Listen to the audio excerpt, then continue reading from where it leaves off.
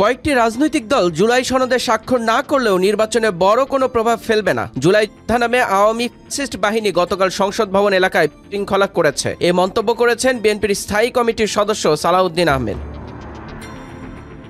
শনিবার জিয়াউর রহমান ফাউন্ডেশনের ২৬তম প্রতিষ্ঠাবার্ষিকী উপলক্ষে রাজধানীর চন্দ্রিমা উদ্যানে শহীদ প্রেসিডেন্ট জিয়াউর রহমানের মাজারে ফুল দিয়ে শ্রদ্ধা নিবেদন শেষে সাংবাদিকদের সঙ্গে আলাপকালে তিনি এ মন্তব্য করেন। সালাউদ্দিন আহমেদ বলেন, জুলাই যোদ্ধা নামে আওয়ামী ফ্যাসিস্ট বাহিনী গতকাল সংসদ ভবন এলাকায় শৃঙ্খলা করেছে। আসল জুলাই যোদ্ধারা এমনটা করতে পারে না। জীবন অবাক না করলে কে করবে? ২৮% মিল্ক ফ্যাটের অবাক করার সাথে ফ্রেশ মিল্ক পাউডার। জীবন অবাক করুক প্রতিদিন।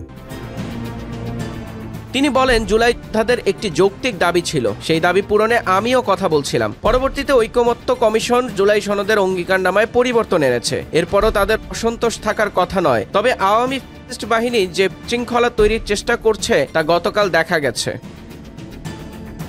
তিনি আরও বলেন, এনসিপি সহ কয়েকটি রাজনৈতিক দলের জুলাই সনদে স্বাক্ষর না করার বিষয়টি বড় কোনো ইস্যু নয়। সনদে স্বাক্ষরের সুযোগ এখনও উন্মুক্ত রয়েছে। আশা করি এনসিপি সহ অন্যান্য দলও শেষ পর্যন্ত সনদে স্বাক্ষর করবে। এ সময় ধৈর্য, সহনশীলতা ও গণতান্ত্রিক চর্চার মাধ্যমে এগিয়ে যাওয়ার আহ্বান জানান বিএনপির এই কেন্দ্রীয় নেতা। নির্বাচন সামনে রেখে সবাইকে সহনশীলতা ও সংযম বজায় রাখারও অনুরোধ করেন তিনি।